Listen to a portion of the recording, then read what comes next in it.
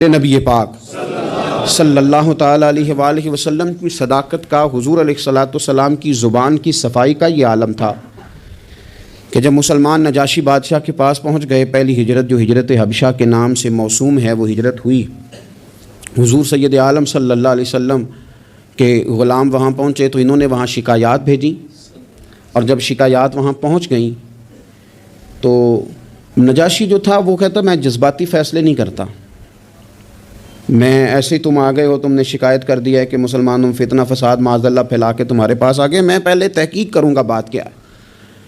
اس نے آن کر کے معلومات کی، کہنے لگا کوئی بندہ تلاش کرو، کوئی عرب کا بڑا آدمی وزادار سردار بندہ یہاں تمہیں نظر آئے تو وہ بندہ ذرا لے کے آؤ، اس سے میں نے کلام کرنا ہے، کوئی وزادار آدمی۔ ابو سفیان ابھی مسلمان نہیں ہوئے تھے، حضور کے چچا وہ ان دنوں حبشہ گئے ہوئے تھے تجارت کی غرض سے، لوگ انہیں پکڑ کے نجاشی کے پاس لے آئے تو نجاشی نے سوالات کیے بہت سارے۔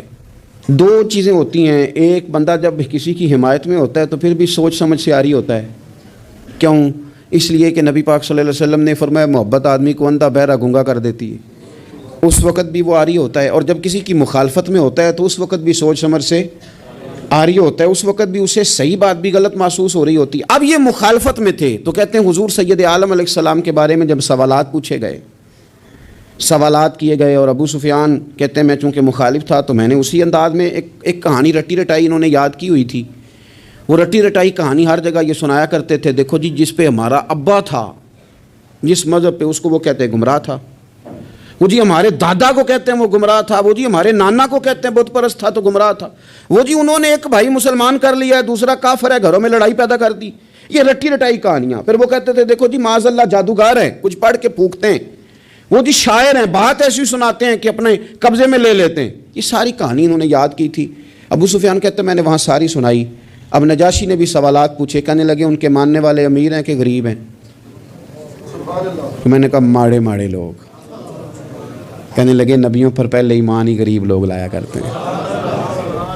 کہنے لگے اس نے بڑے سوالات کیے، بڑے میں نے جواب دیے، آخر میں اس نے ایک سوال پوچھا۔ ابو سفیان کہتے ہیں میں باہر سے نہیں گیا تھا، میں چچا تھا، مجھ سے پوچھا، کہنے لگے کیا کبھی اس محبوب نے جھوٹ بھی بولا ہے؟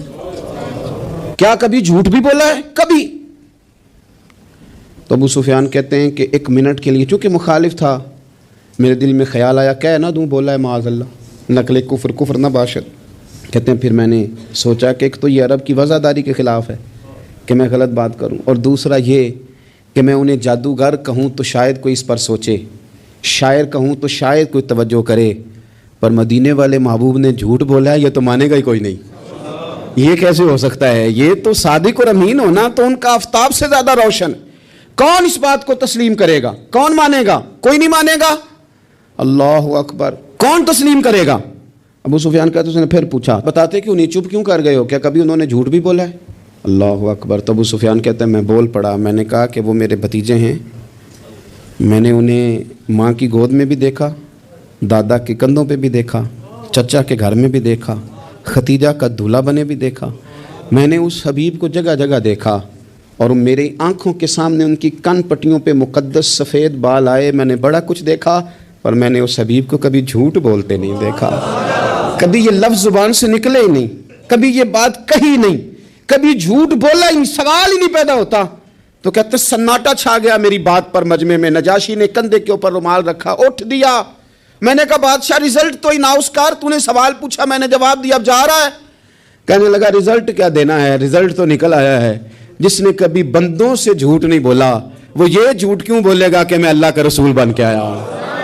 یہ والا جھوٹ کیوں؟ اسیر دشمن کی چاہ میں بھی، مخالفوں کی نگاہ میں بھی وہ امین ہے، صادق ہے، معتبر ہے، میرا پیغمبر عظیم تر ہے، میرا پیغمبر عظیم تر ہے، میرا پیغمبر عظیم تر۔ لگے جو مزدور شاہ ایسا، نہ دھن نہ دولت سربراہ ایسا، دیکھو عرش نشیں کا زمین پہ گھر ہے، میرا پیغمبر عظیم تر ہے، عرش نشیں کا زمین پہ گھر ہے، میرا پیغمبر عظیم تر ہے۔ میرے عزیز، رسول پاک علیہ السلام کا سچا ہونا، دیانتدار ہونا، یعنی مخالف بھی جس بات کو کہے کہ ہاں یہ بات ٹھیک ہے، کہ ان کی زبان سے کبھی بات غلط نہیں نکلی، لیکن دروغ گوئی، جھوٹ، اور دنیا کے سامنے جھوٹ، اور قومی معاملات میں جھوٹ، اور جتنا دل کرے کھل کے جھوٹ. یہ رویے جب قوموں کے ہو جائیں میرے عزیز، ایک حضور سید عالم صلی اللہ علیہ وسلم کی صداقتیں، اور پھر میں ایک مقام پہ پہلے بھی میں نے عرض کیا تھا، پھر کہتا ہوں، حضور سید عالم صلی اللہ تعالیٰ علیہ وسلم نے فرمایا تھا یہ جو جھوٹ ہوتا ہے یہ شک پیدا کرتا ہے، اور یہ سچ جو ہوتا ہے یہ اطمینان پیدا کرتا ہے. آپ زندگی میں تھوڑے وعدے کر لیں، تھوڑی باتیں کر لیں، پر جتنی کریں. میں عوام سے بھی کہتا ہوں، بیوی نہیں اعتبار کر رہی ہوتی، وہ کہتے ہیں تو جھوٹ ہی بڑے بولتا ہے. ایک دوست مجھ سے کہنے لگے کہ آپ اماں سے کہہ دیں کہ میں اس دفعہ عمرے پہ ضرور بھیجوں گا، وہ آپ کی بات مان جائے گی. میں نے کہا اماں ابا کو راضی کرنے میں 7-8 منٹ لگ جاتے ہیں، پر اماں تو 1.5-2 منٹ میں راضی ہو جاتی، تو آپ کی اماں نہیں راضی ہو رہی. کہنے لگے میں پہلے کئی دفعہ کہہ چکا ہوں نا عمرے پہ بھیجوں گا، تو بھیج نہیں سکا، تو لہٰذا وہ اب کہتی ہے تو جھوٹ بولتا ہے، تو نے کوئی نہیں بھیجنا، تو فراڈ کرتا ہے. ہمارے ہاں مسئلہ مال و دولت کا نہیں، عدم اعتماد کا ہے. اور جب عدم اعتماد اس حد تک پہنچ جائے کہ مائیں بھی اعتبار کرنا چھوڑ جائیں، تو وہ قومیں کیا کردار ادا کریں گی اور کیا وہ سوسائٹی میں خیر تقسیم کریں گی. تو سچی بات نبی پاک علیہ السلام نے فرمایا بندہ جھوٹ بولتا ہے، اور اتنے جھوٹ بولتا ہے کہ وہ رب کی بارگاہ میں جھوٹا لکھ دیا جاتا ہے، اور پھر اس کے لیے جہنم کا فیصلہ ہو جاتا ہے. اور کچھ بندے سچ کی کوشش کرتے ہیں، اتنی کوشش کرتے ہیں کہ اللہ کی بارگاہ میں سچے لکھ دیے جاتے ہیں، اللہ کے حضور وہ سچے لکھ دیے جاتے ہیں، اور فرمایا یہ سچ ہی انہیں جنت میں لے جائے گا. دوسری بات جو حضور کی سیرت مبارکہ میں ہمیں بہت زیادہ نظر آتی ہے وہ ہے عہد کی پابندی، وعدوں کی پابندی. جو کہہ لیا سو کہہ لیا. جب آپ کوئی عہد کر لیتے ہیں نا، معاہدہ کر لیتے ہیں، پہلے تو اس بات کو اچھی طرح سمجھ لیں کہ حضور نے ایک جملے میں ساری حقیقت بیان کر دی. فرمایا لا دین لمن لا عہد لہ، جو وعدے کا پابند نہیں اس کا کوئی دین ہی نہیں. بات ہی ختم کر دی. آگے تو آپ تب بڑھیں گے نا جب بنیاد ہی ہوگی، اور جب دین ہی کوئی نہیں، بنیاد ہی کوئی نہیں، تو پھر بات آگے کیسے بڑھے گی؟ اس سے اگلا آپ فصل کیسے بوئیں گے؟ عزیز دوست میری بات پر آپ توجہ کریں گے. نبی پاک صلی اللہ علیہ وسلم نے جب عہد کیے تو پھر حضور نے ان عہد کی پابندی کی. اور اس طرح کے بعض اوقات عقل انسانی کھڑی ہو جاتی ہے کہ اس طرح بھی وعدے کی پابندی ہوتی ہے. یعنی بندہ چکرا جاتا ہے کہ یوں بھی ہوتا ہے. آپ غور کریں نا، ایک صحابی کہتے ہیں میں نے اعلان نبوت سے پہلے حضور سے کچھ چیز خریدی، اور میں نے عرض کی حضور آپ یہاں رکے، میں پیسے لے کے آیا. آپ کتنا کو کسی کا انتظار کر سکتے ہیں؟ میں نے دیکھا ہے 2-4 منٹ امام صاحب لیٹ ہو جائیں تو لوگ اعتراض کرتے ہیں، کہتے ہیں یہ آتا نہیں، لہذا ہم نے بندہ بدلنا ہے، چھٹی دے دو اس کو. کتنا کو آخر میرے عزیز. وہ شخص کہتے ہیں، صحابی فرماتے ہیں کہ میں نے نہ کوئی چیز اعلان نبوت سے پہلے خریدی. عرض کی یا رسول اللہ صلی اللہ علیہ وسلم آپ یہاں رکیں تو میں پیسے لے کے آیا. کہتے ہیں میں گیا اور گھر جا کے بھول گیا کہ حضور کو کھڑا کر آیا ہوں. 1 گھنٹہ بھولے آپ، 4 گھنٹے بھولے، 1 دن بھولے. کہتے مجھے 3 دن تک یاد ہی نہیں آیا. میں نے کہہ دیا آپ نے سن لیا، کبھی سوچو 3 دن انتظار کوئی آسان کام ہے؟ الانتظار اشد من القتل. اہل عرب کہتے ہیں قتل ہوتی اتنی تکلیف نہیں ہوتی جتنی انتظار کرتے ہوئے ہوتی، یہ تو موت سے سخت بات ہوتی. کہتے 3 دن مجھے یاد ہی نہ آیا. 3 دن کے بعد مجھے یاد آیا تو میں جلدی سے وہ پیسے تھامے اور اس جگہ پہنچا. جا کے دیکھا تو حضور وہیں کھڑے تھے جہاں میں کھڑا کر آیا. وہ تیری سیرت تیری صورت زمانے سے نرالی ہے، تیری ہر ایک ادا پیارے ادائے بے مثالی. حضور وہیں کھڑے تھے، وہیں جلوہ فراز تھے. کہتے ہیں مجھے دیکھ کے حضور نے چہرے پر کوئی بل نہیں ڈالا، کوئی حضور کی شکن نہیں آئی. فرمانے لگے تم نے مجھے بڑی تکلیف میں ڈال دیا، تم کھڑا کر گئے تھے، میں یہیں پہ کھڑا ہوں، اسی وقت سے کھڑا ہوں.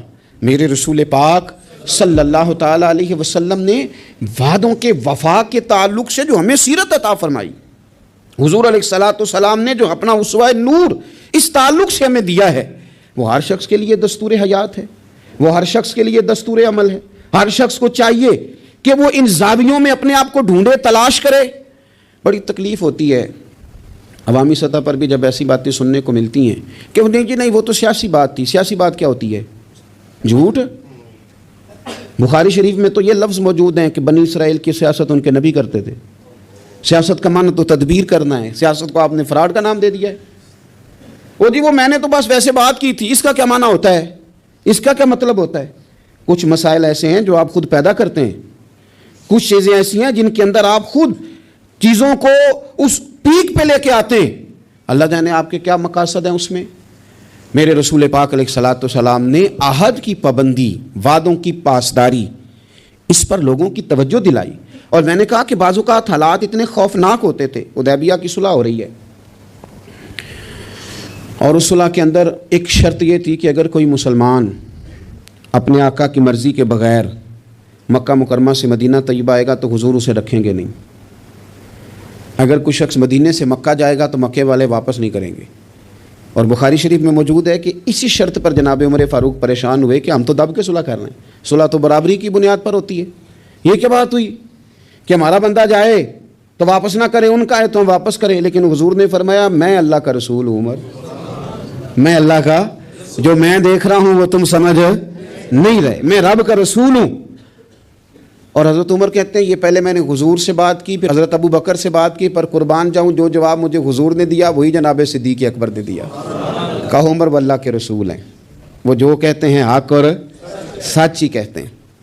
حضرت سیدنا فاروق اعظم اور رضی اللہ تعالیٰ عنہ ارشاد فرمانے لگے کہ اس موقع پر ایک اور بھی معمہ ہوا. ایک تو یہ صلح اس انداز میں ہوئی، پھر ایک عجیب مسئلہ ہوا. صحابہ فرماتے ہیں ایک صحابی تھے حضرت ابو جندل رضی اللہ تعالیٰ عنہ، ان کو ان کے والد نے زنجیروں میں باندھا ہوا تھا اور گھر کے اندر قید کیا ہوا تھا کہ آپ جا نہیں سکتے. جب انہیں پتہ چلا نا حضور تو حدیبیہ تک آ گئے تو کسی طریقے سے نا اپنی زنجیریں توڑ کے، اور بعض سیرت نگاروں نے لکھا ہے زنجیروں سمیت، زنجیروں سمیت جب وہ آ رہے تھے تو پاؤں میں زنجیریں پھر پھر کے نا ان کے زخم بن گئے تھے. وہ زنجیروں سمیت آئے حضور کے سامنے کھڑے ہو کہتے ہیں سونیا مجھے چھوڑ کے نہ جانا. میں اکثر دوستوں سے کہتا ہوں پیر صاحب کبھی کہہ دینا مریدوں کو کہ عمرہ کرنے جانا ہے اور بعد میں فراڈ ہو جائے وہاں تو مرید کہتے ہیں لگتا ہے پیر بھی شامل ہے ساتھ. اس نے تو کہا تھا. بہت سارے لوگ کہتے ہیں جی وہ پیر صاحب آپ سے دعا کرائی تھی تو وہ کام نہیں ہوا. تو میں نے کہا دعا کا مطلب کیا ہوتا ہے؟ کوئی پیر معاذ اللہ تعالیٰ خدا کی حکمت کو مجبور کر سکتا ہے؟ جیسے جب چاہے رب جس طرح چاہے ویسے کرے. اللہ کے عاجز بندے ہیں، دعا کرتے ہیں اس امید پر کہ خدا فضل کرے گا. تو اب بڑی جلدی لوگ ڈگمگا جاتے ہیں کہ فلاں جگہ ایسا ہو گیا. حضور سید عالم صلی اللہ علیہ وسلم کی بارگاہ میں عرض کیا یا رسول اللہ صلی اللہ علیہ وسلم، حضور مجھے چھوڑ کے نہ جائیے گا، بڑا مارتا ہے میرا باپ. آپ ذرا کیفیت دیکھیں. حضور نے وعدہ کر لیا ہے کہ ہم لے کے نہیں جائیں گے. وہ آ گئے رو رہے ہیں یا رسول اللہ چھوڑ کے نہ جائیے گا. ان کے والد کھڑے ہو گئے کہنے لگے جی آپ نے وعدہ کیا آپ لے کے نہیں جا سکتے. امتحان دیکھو محبت کا. کوئی ضروری ہے کہ ہر موقع پر شاباشی ملے، ہر وقت مسکرا کے ملا جائے؟ یہاں تو لوگ اس بات پہ بھی ناراض ہو جاتے ہیں کہ مجھے 21 دفعہ ملے ہیں تو 20 دفعہ ہنسے، 21ویں دفعہ ہنسے نہیں. خیر ہے آج مسکرائے نہیں. ہر بات میں لوگ ایک پہلو تلاش کر لیتے ہیں کمزوری کا. وہ رو رہے ہیں، تڑپ رہے ہیں. اور صحابہ کہتے ہیں ہماری خواہش تھی ان کا درد دیکھ کر کہ حضور حکم کریں تو ہم زنجیریں ساری توڑ دیں. پر میرے رسول نے کیا فرمایا؟ فرمایا ابو جندل تمہیں جانا ہے کیونکہ میں وعدہ کر چکا ہوں. جب کوئی وعدہ کر لے پھر اس سے نتائج کی پرواہ، کیا ہوگا کیسے ہوگا، پھر اس بات کی پرواہ. میں وعدہ کر چکا ہوں لہذا اب تمہیں واپس جانا ہے، اور جب تک میں دوسرا حکم نہ دوں اتنی دیر تک لوٹنا نہ. ان کے آنسو پونچھے گئے، وہ واپس گئے. کیا کہا تھا درویش نے؟ ایک باری میری آنکھیاں چوں اونا نے اتھرو پونجے سن، ہن تے چسکا پی گیا رونے دا، ہن تے مینوں چسکا ہی پی گیا رونے دا، تے ہر ویلے آہو زاری دا. نبی پاک علیہ السلام نے واپس بھیج دیا. یہ وقتی طور پر کرب کا مسئلہ تھا، تکلیف کا تھا، لیکن اپنے وعدے کی پاسداری، اپنے وعدے اور معاہدے کی پابندی. کوئی بھی آپ کمٹمنٹ کریں، کسی کے ساتھ بھی کریں، کسی بھی لحاظ سے کریں. اور جو لوگ اپنے حساب سے بڑے بنتے ہوں، سربراہان کہلاتے ہوں، ان کے لیے تو زیادہ ضروری نہیں ہو جاتا کہ اگر وہ کوئی کال قرار کرتے ہیں، کوئی بات کرتے ہیں تو پھر اس کا انہیں پابند بھی ہونا چاہیے. تو چیزوں کو اگر حضور کی سیرت نور کی روشنی میں دیکھا جائے تو میرے نبی پاک علیہ السلام نے پھر وعدے کی پابندی کو امت کو دستور بنا کے دیا. حضرت حذیفہ بن یمان، حضرت ابو حسیل رضی اللہ تعالیٰ عنہ، یہ دو لوگ کہتے ہیں کہ بدر کی جنگ میں نا ہم حضور کے ساتھ لڑنے کے لیے گھر سے نکلے. رستے میں ابو جہل نے اور کچھ اور لوگوں نے ہمیں روک لیا. کہاں جا رہے ہو؟ ہم نے کہا حضور کی زیارت کے لیے. انہوں نے کہا نہیں تم جنگ کرنے جا رہے ہو، لڑائی کرنے جا رہے ہو، تم لڑو گے. ہم نے وہاں وعدہ کر لیا کہ ہم نہ صرف زیارت کریں گے، ہم لڑیں گے نہیں. وعدہ کر لیا. جب ہم حضور کی بارگاہ میں پہنچے نا تو عرض کی یا رسول اللہ صلی اللہ تعالیٰ علیہ وسلم، حضور ہم وہاں وعدہ کر رہے ہیں کہ لڑیں گے نہیں، ورنہ وہ آنے نہیں دیتے تھے، ہمیں گرفتار کر لیا تھا انہوں نے، وعدہ کر رہے ہیں کہ لڑیں گے نہیں۔ تو یا رسول اللہ صلی اللہ تعالی علیہ وسلم ہمارے لیے حکم کیا ہے؟ یہ بدر کی لڑائی تھی جس میں ایک ایک آدمی کی ضرورت تھی، 1000 کا مقابلہ 313 کے ساتھ ہے، ایک ایک فرد کی، ایک ایک شخص کی ضرورت ہے۔ تو یا رسول اللہ وعدہ کر رہے ہیں کہ لڑیں گے نہیں، تو حکم کیا ہے؟ تو نبی پاک صلی اللہ تعالی وسلم نے فرمایا چونکہ تم نے وعدہ کیا نہیں لڑو گے تو تم ادھر بیٹھ جاؤ۔ یا رسول اللہ ایک ایک بندے کی ضرورت ہے، فرمایا نہیں، ہمیں رب کی مدد کی ضرورت ہے، اللہ کی نصرت کی ضرورت ہے، وعدہ کر لیا ہے لہذا وعدے پر